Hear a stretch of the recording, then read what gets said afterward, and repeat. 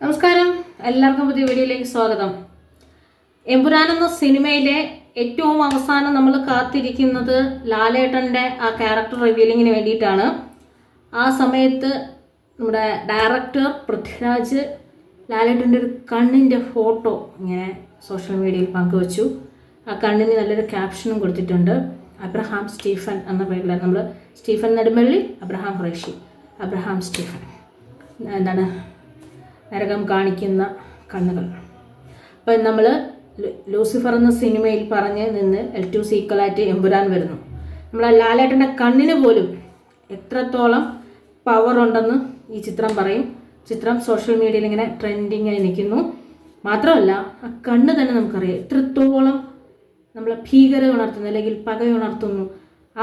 അത്രയും ഗംഭീരമായ കണ്ണിൽ തന്നെ റെപ്രസെൻ്റ് ചെയ്ത് വെച്ചിട്ടുണ്ട്.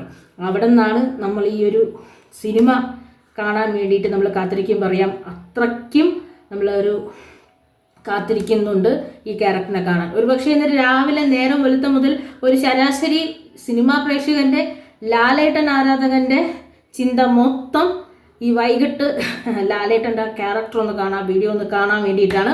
ആ ക്യാരക്ടർ കാണാൻ വേണ്ടിയിട്ടാണ് വെയിറ്റ് ചെയ്തിരിക്കുന്നത്. ഇനിയും ഉണ്ട്, സമയം നോക്കി ഇനിയും കാത്തിരിക്കുകയാണ്. എന്തായാലും ആ കണ്ണുകൾ തന്നെ ഈ സിനിമയുടെ പവർ പറഞ്ഞു തരുന്നുണ്ട്.